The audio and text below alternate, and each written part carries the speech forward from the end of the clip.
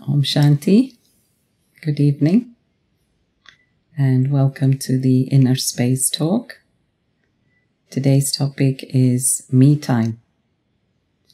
And my name is Aruna Ladva and I'm with the Brahma Kumaris for the last 36 years, practicing Raj Yoga meditation. I'm based at the moment in Kuwait. I've lived around the world, opening different centers, assisting in different projects, and at the moment I'm locked down in London. And London is where I grew up, so I've come back here. And so let's go back to the topic. The topic is me time. So before I get into me time, let us just look at what is the current situation. So the current situation is that we are often feeling that we don't have time to do the things that we want to do the things that we love to do. And as a result of that, we feel stressed, we feel strained, and that makes us even more depressed. So just to get in that little bit of me time goes such a long way in rejuvenating, in healing the self, that then I'm able to give back more to the world. So when we actually talk of stress, right, I have this stick, and normally what happens is if it's a dry stick, right, you keep bending, until what happens? You get to the breaking point. If it's a nice, live green stick, you won't be able to break it. So what does this metaphor mean? This metaphor means that if I keep myself refreshed, rejuvenated at all times, then I'm not going to break when certain situations come up and they try to break me down. And so for that, I need to keep watering myself. This is what we call as me time, that watering of the self, that nurturing of the self, self-love, self-care. This is what is me time. And so we get to this breaking point, as I said, because we keep bending. We keep adjusting. We are very flexible until we cannot accommodate anymore. And then we just collapse. Or we have a literal mental or physical breakdown. And so it's just so important to keep making sure that the needs of the body are met and the needs of the soul are also met. So we live in a world that we know is governed by circadian rhythms. Everything in the world is cyclical. So we have a night for this reason, that we're supposed to not do any work. We're supposed to lie down, go to sleep, so that we get some rest, we get rejuvenated, so that we can start the new day with renewed energy. So that's one rhythm, right? One cyclical rhythm. We go to sleep, we wake up. We go to sleep, we wake up. The moon comes out, then the sun comes out, the moon comes out, the sun comes out. And this is endless, right? Has there ever been a day where the sun has not come out? And so in the same way, our eating. We eat and we get hungry. We eat and we get hungry. But when we eat, we don't say, oh, I don't think I will eat because I will only get hungry again. Right? We don't say that. We know that we need to eat because we know that we need to give the body some food. So, what food did you give to your soul today? Just reflect on that question. What food did you give to your soul today?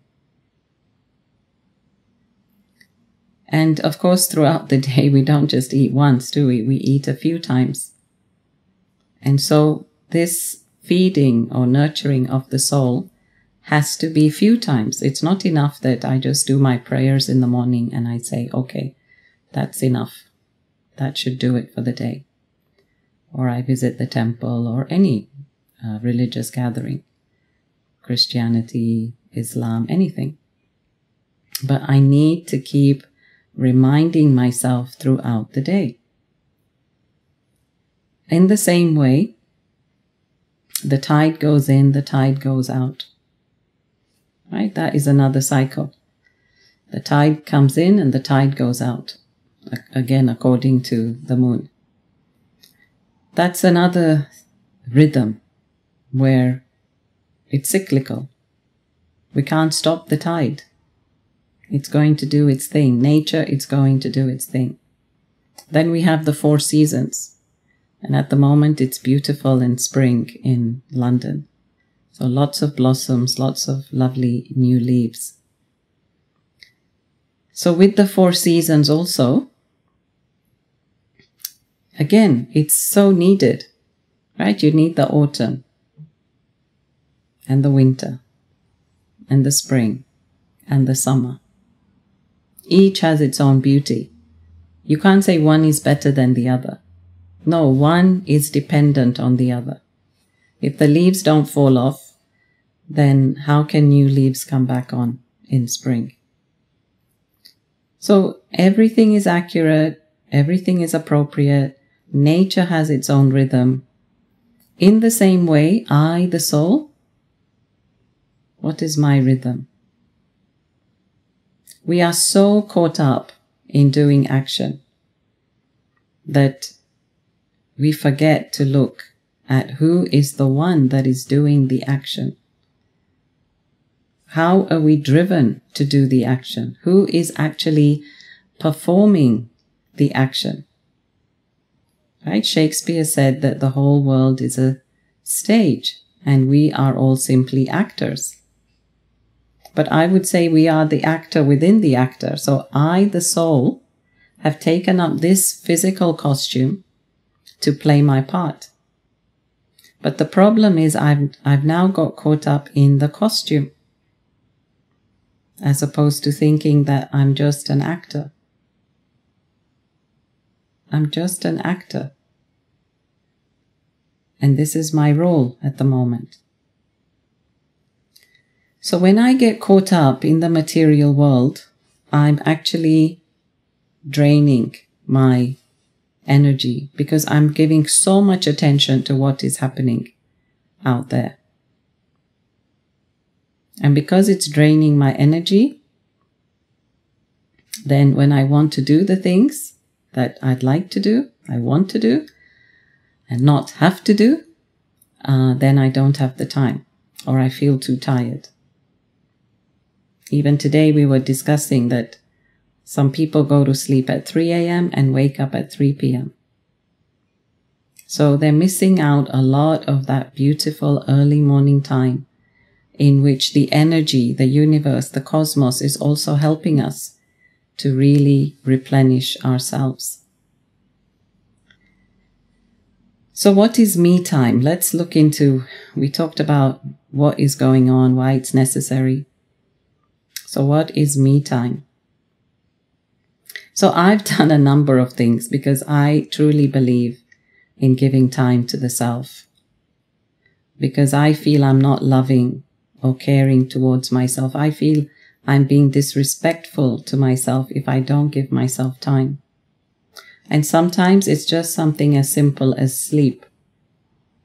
The number of conflicts that can be avoided if both parties can just get sufficient sleep.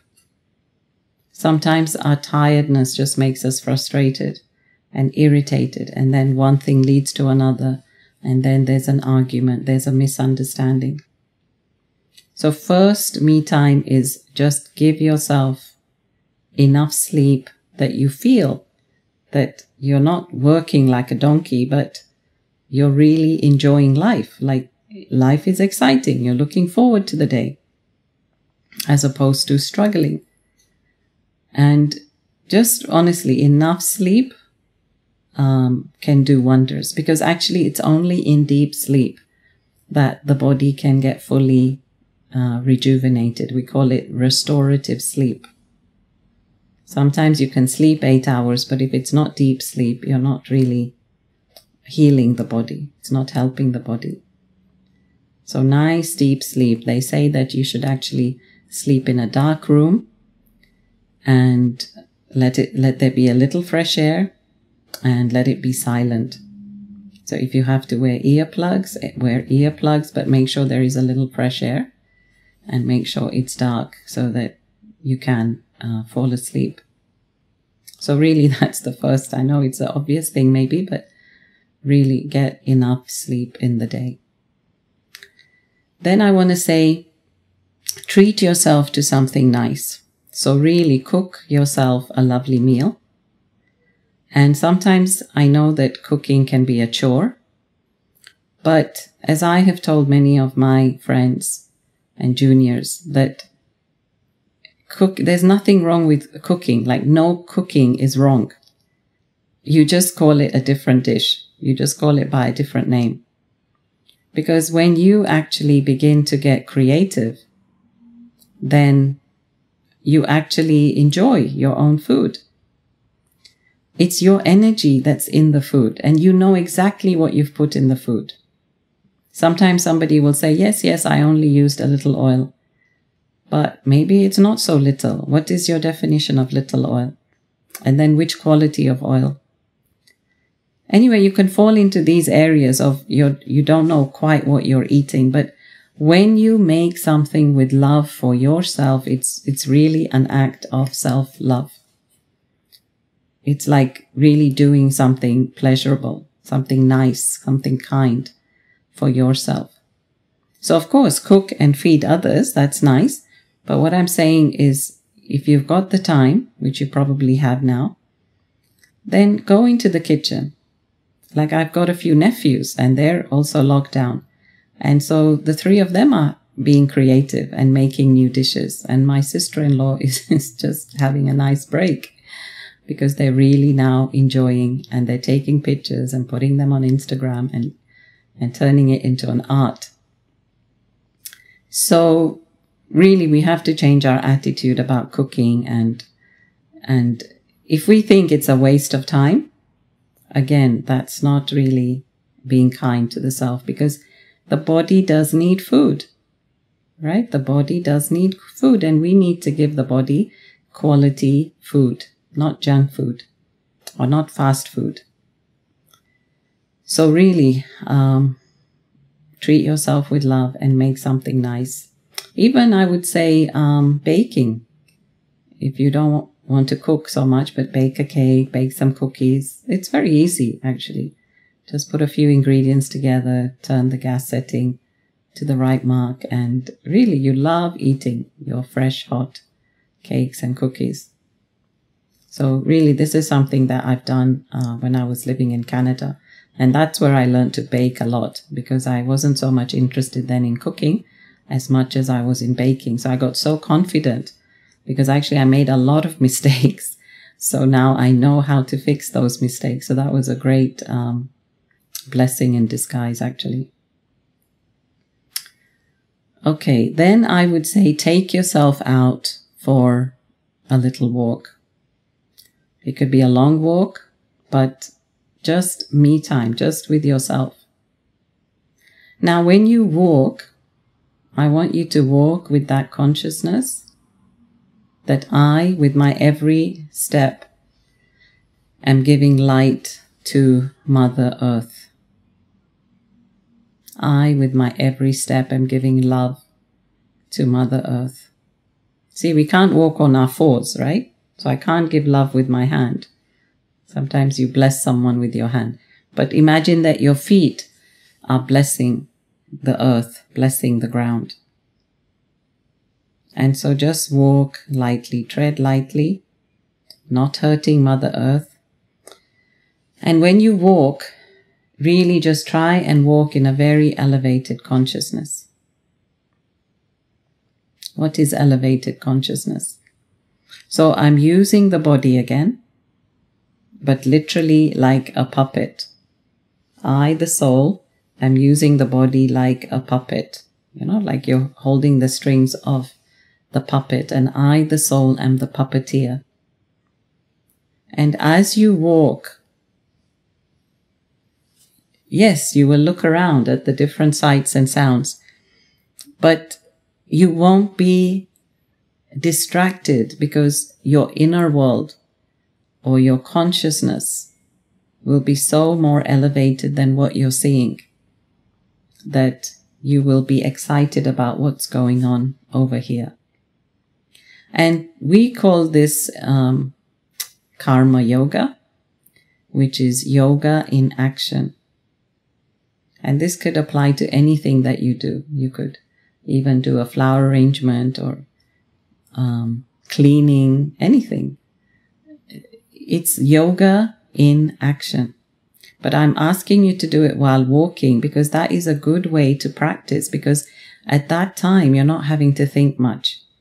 Say, for example, if you're baking a cake, you have to think of the right measurement. Did I put this? Did I put that? Was it the right amount? 1 cup, 1 teaspoon.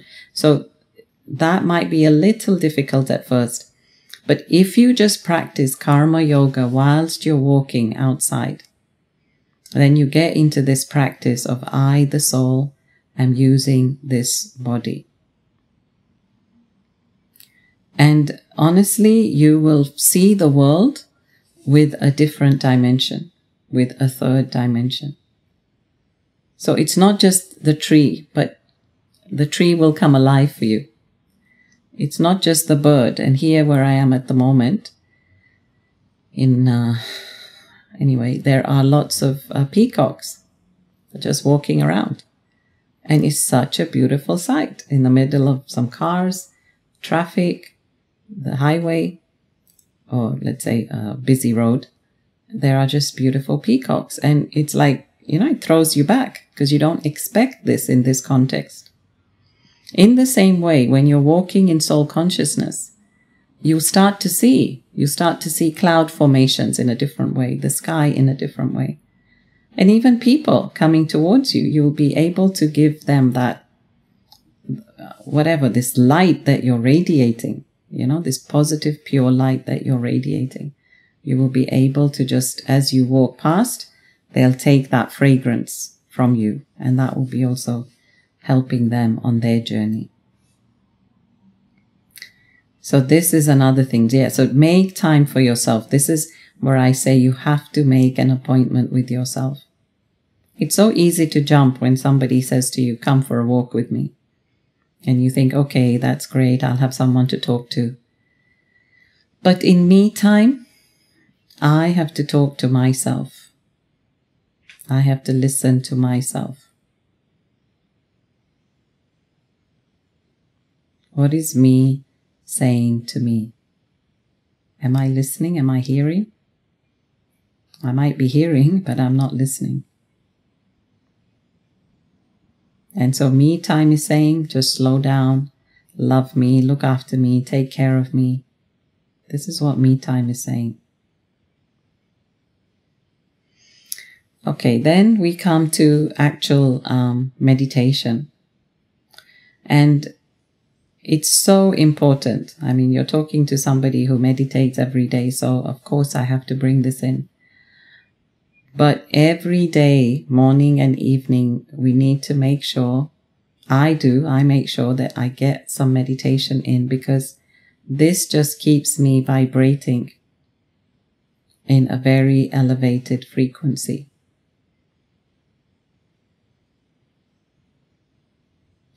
And this makes me in tune with the world, with the right frequency.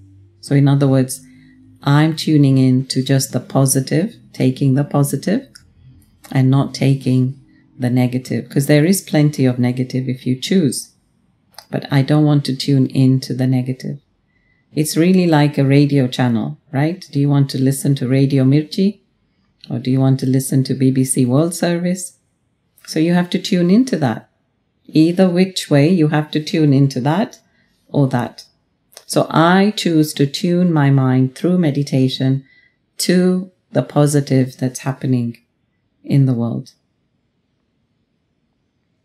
And so I say, okay, let me take the beauty and let me take in people's positive qualities. Because honestly, if we take the negative, then that's what we'll think about. That's what we will digest. And then that becomes a part of our nature. So this is how we absorb other people's negativities. When we look at it, we take it in, and then it becomes our nature. So we start behaving like that, and we think it's natural. And it's not. So meditation, different exercises in meditation. Okay, so one of the ones that I really like to do is you travel in your mind. So for example, I'm sitting right here, but I travel to a beautiful, sunny destination. I'm sitting right here, but I travel to the Himalayan mountains. I'm sitting right here, but I travel to, well, I like forests, but I don't like the Amazon type of forest where there's lots of wild animals. So I'd like to walk through maybe like a Canadian forest where there's beautiful, big, thick trees, but not the fear of animals. So whatever makes you feel comfortable, you take yourself and you just transport yourself there. So maybe you want to sit by a beach. So visualize a beach in your mind. Maybe it's a white sandy beach, maybe it's a pebbly beach. Decide on how big the waves are. Decide if it's a bay or if it's just the wide ocean. And just go and sit there. And just take in the beauty.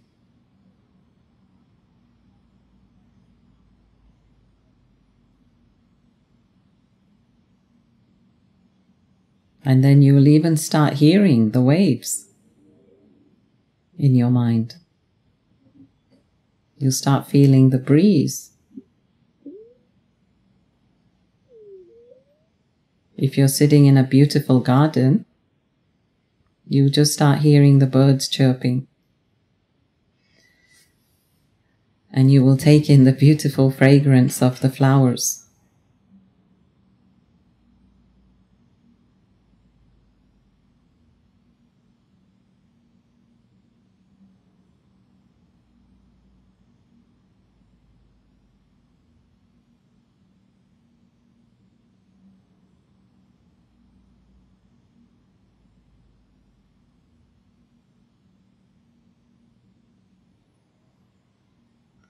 So travel to wherever you want to travel to create that beautiful feeling inside of you.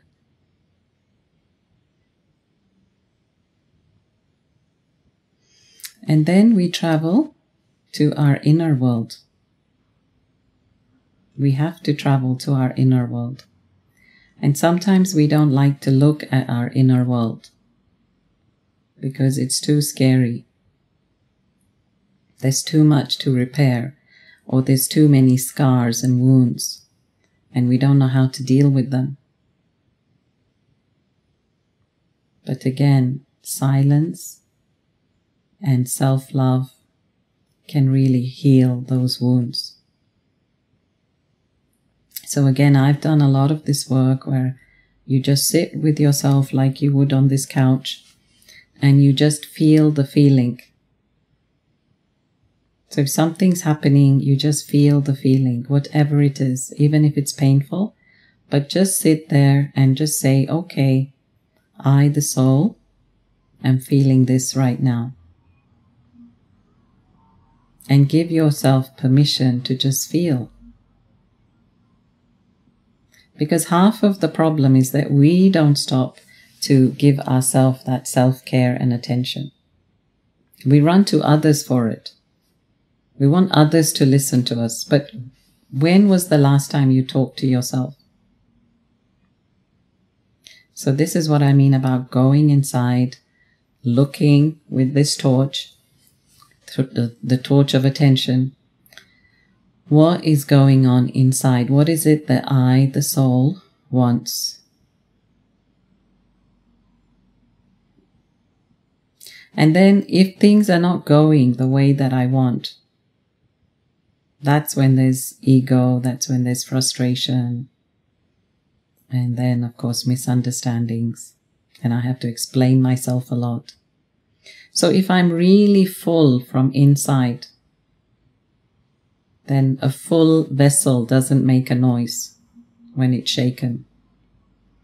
If it's half empty with something and it moves, it makes a lot of noise. But if you fill a bottle, say with pasta, and it's full to the top, even though the bottle may shake, it doesn't make any noise. So the silence is in the fullness. So I have to keep checking my mind to see how full am I? How full is I, the soul? And yes, just generally, what is going on in my inner world? Am I getting excited over temporary things? Or is there really some inner progress going on? Because again, my experience is what makes me happy is not that I get something from out there, but that I attain a certain mastery in the soul. What makes me really happy is that I've conquered, I've victored, I've mastered, or I've exercised a certain quality, a virtue, when I could have done something else, right? I could have been arrogant, I could have been greedy, but I was generous. So things like this is really what makes us happy. So this is where I need to sit and go inside and check. What do I want? Where am I headed? What is my purpose?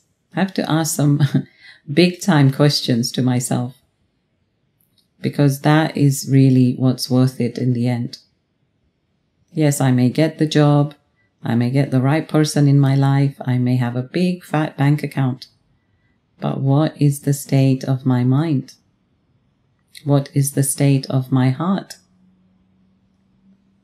And if these are not full, then nothing out there, no fullness of outside will be worth anything if I'm not full inside. Like I say, if you're not happy with a little, you won't be happy with a lot. So you can travel out there, you can travel in your inner mind in meditation, okay? The other thing I'd like you to do is, when you sit with yourself, really make a list in a notebook. Make a list of all your qualities and strengths. All your qualities and strengths. Once you've done that, then make a list of all the qualities of somebody that you're finding it hard to get on with.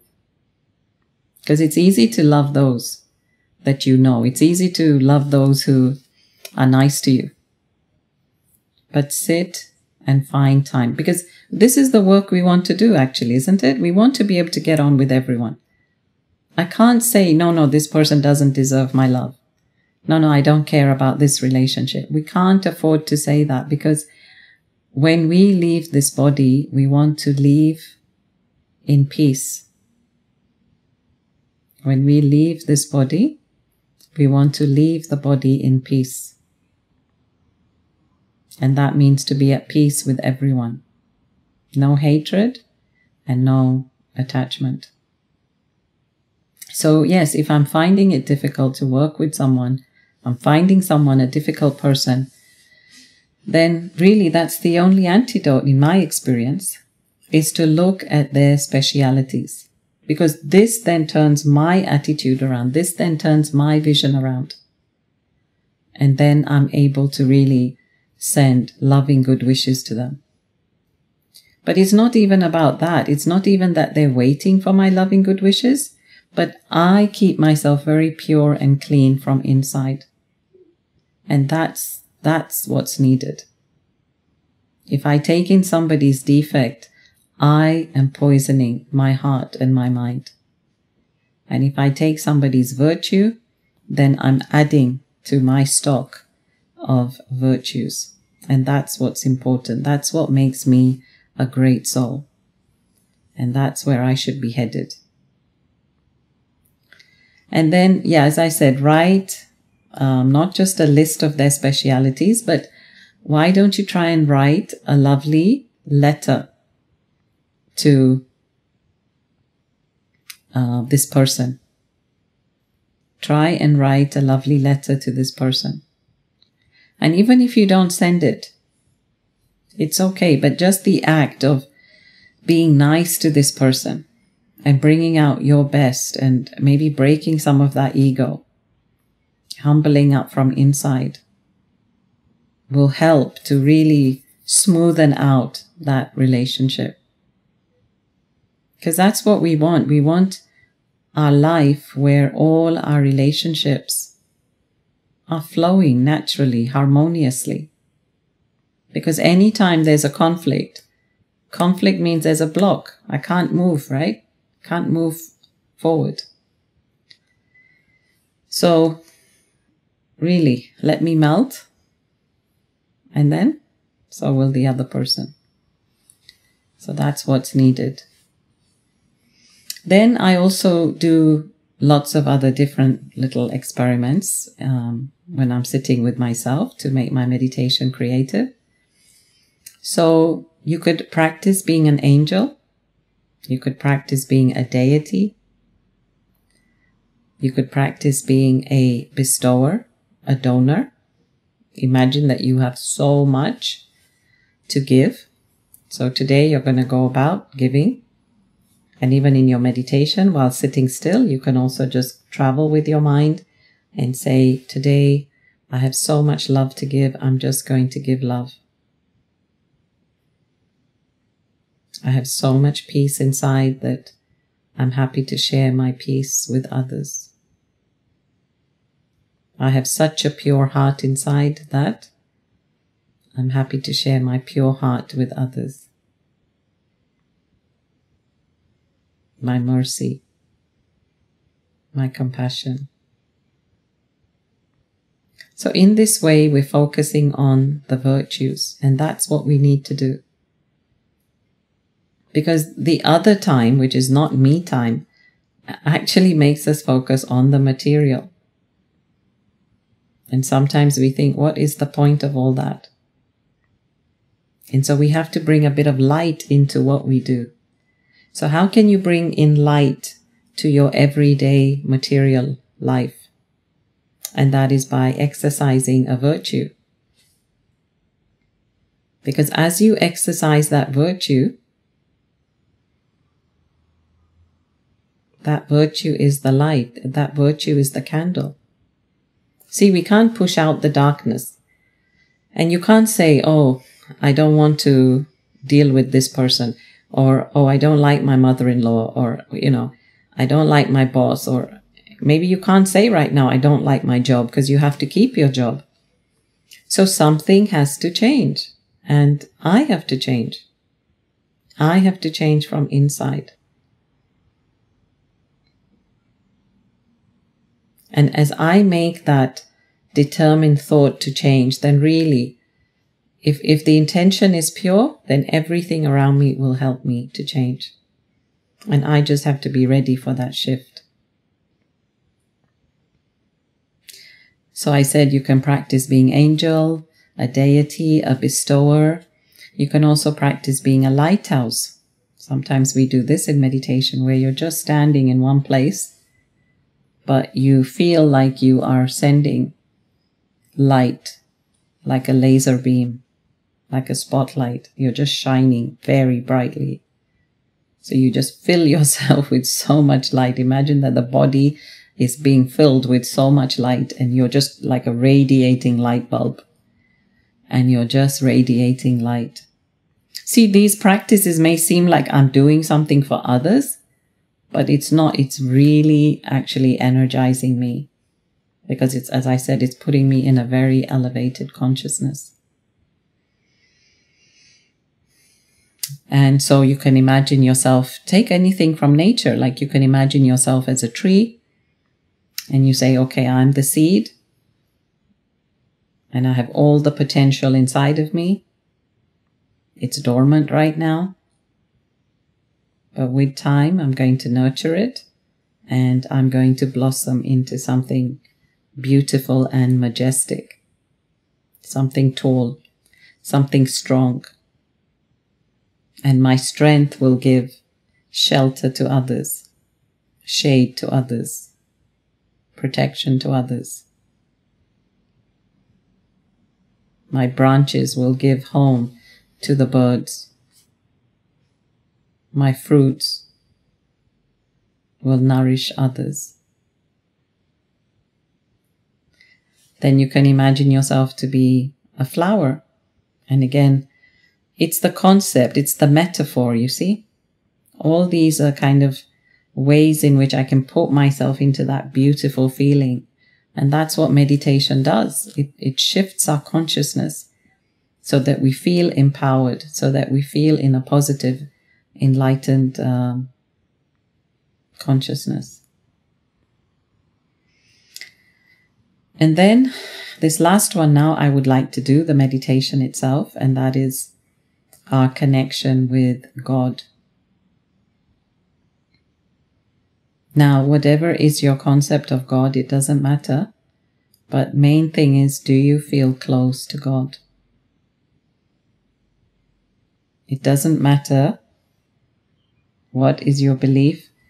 The end result is, do I feel close enough to God? And do I feel that companionship? Do I feel that power coming from God?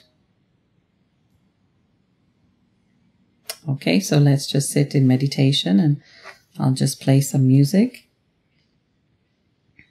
And I'd like us to really experience. Yeah.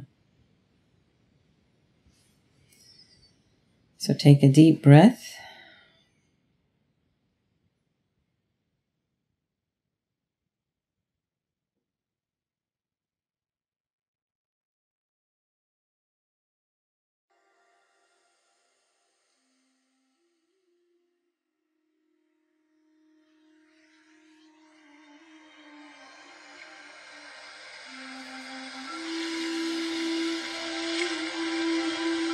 So I turn inside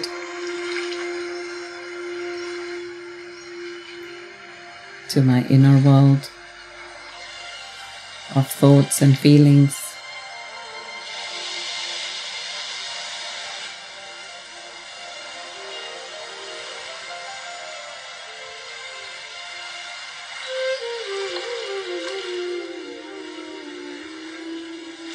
And I put myself in a good space, a positive, powerful space.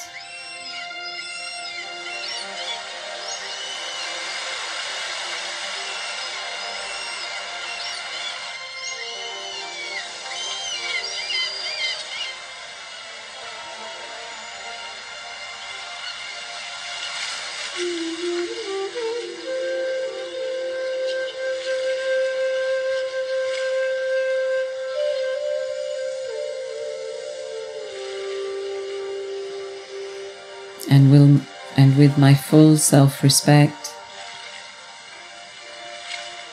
with my full honor,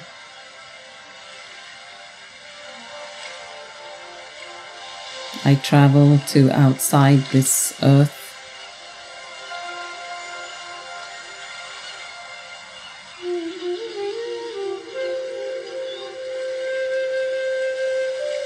into a region that is called the home of God.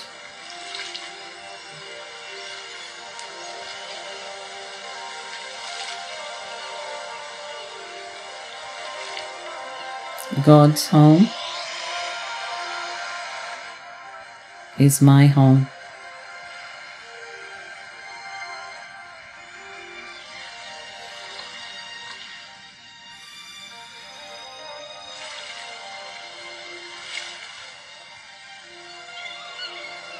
And I love to visit God again and again. He is the one who truly believes in me.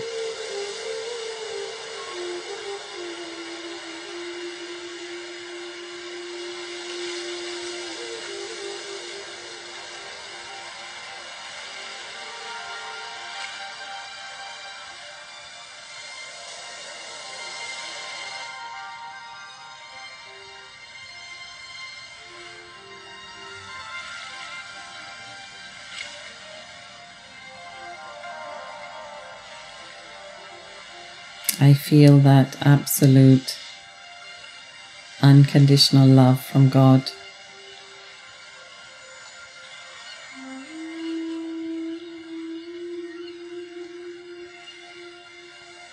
I feel the rays of God's light washing over me.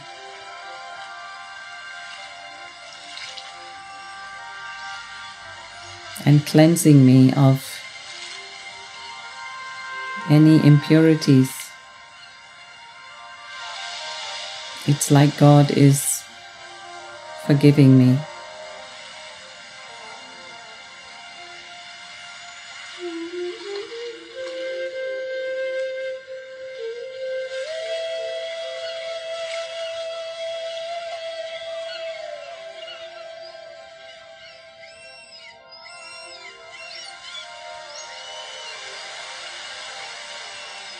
God, I know that you know my past, my present, and my future.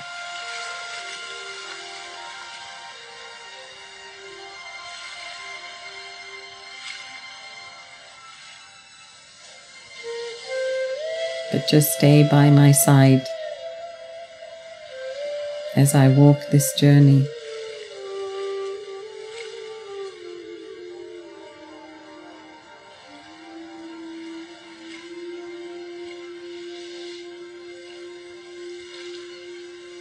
You are the Almighty Authority.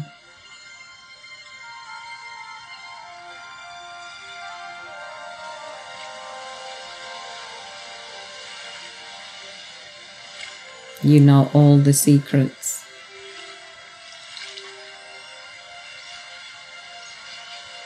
And I will forever stay under that protective shield.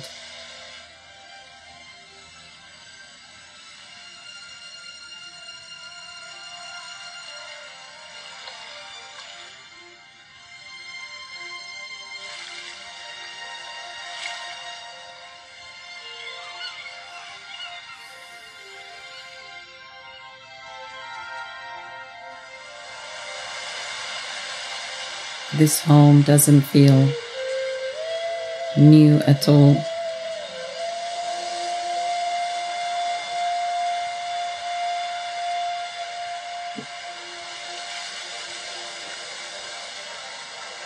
I feel I've been here many times.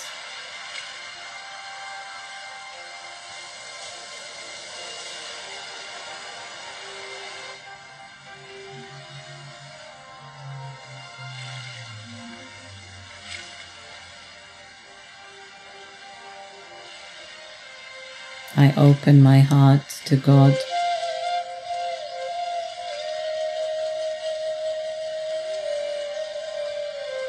And I tell him the secrets of my heart. Or tell her the secrets of your heart. So just take a few moments now to have a heart-to-heart conversation with God.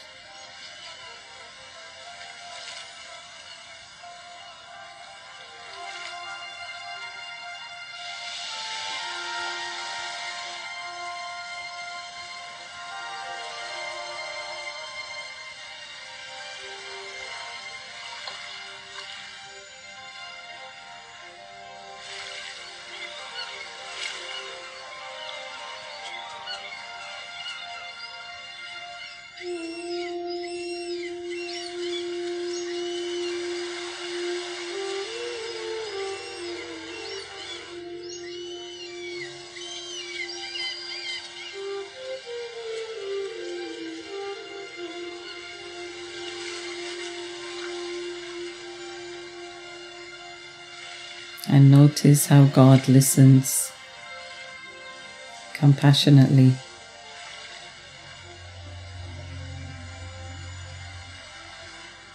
giving you full attention.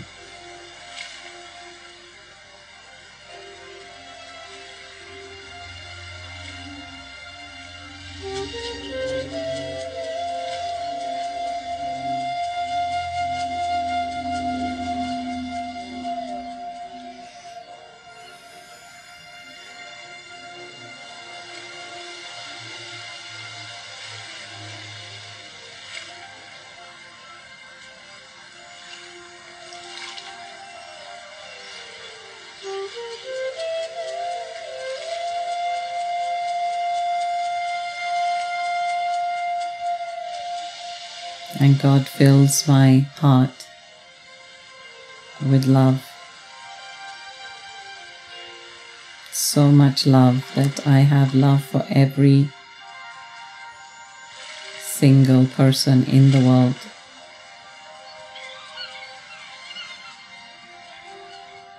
All the 8 billion. So much love.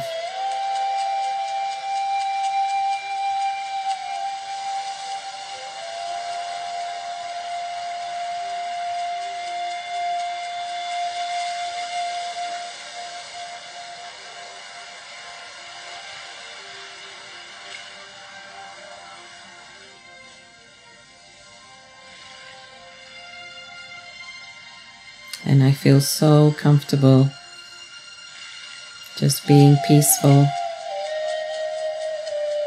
here in God's lap.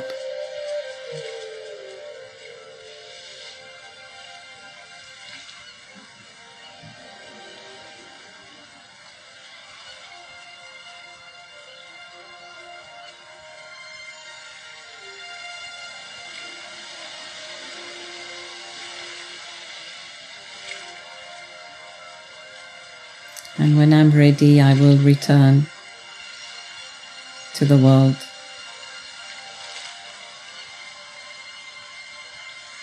But fully enlightened,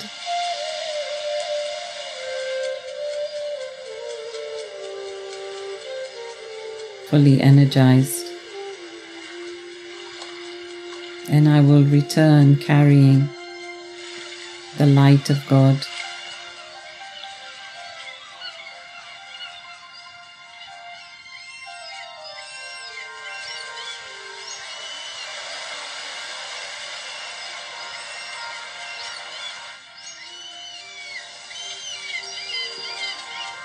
So when you're ready, let's fly back down to Earth.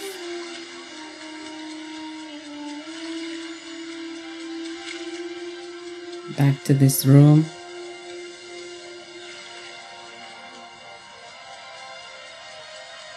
Back to this seat. And back to the center of the forehead.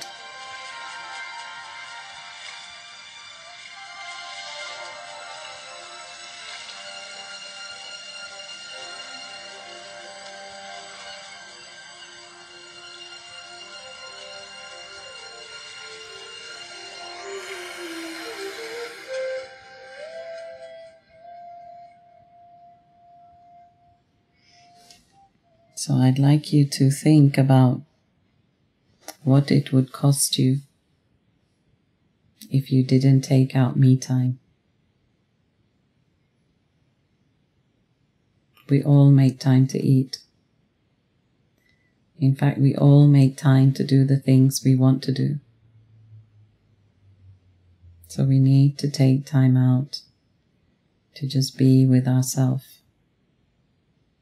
and to really enjoy that space, enjoy the silence, and really get to know ourselves. We're not a bad person.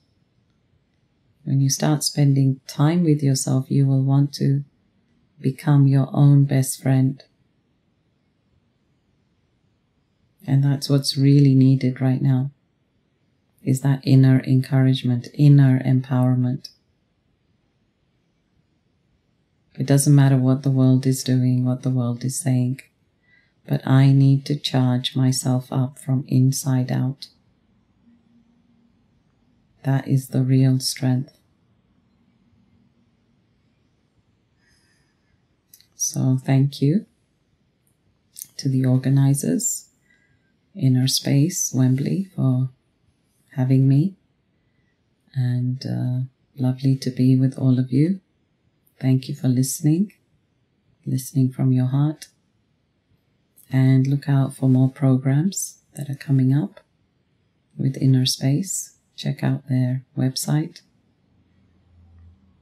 and wishing you a lovely life, a powerful life. Om Shanti.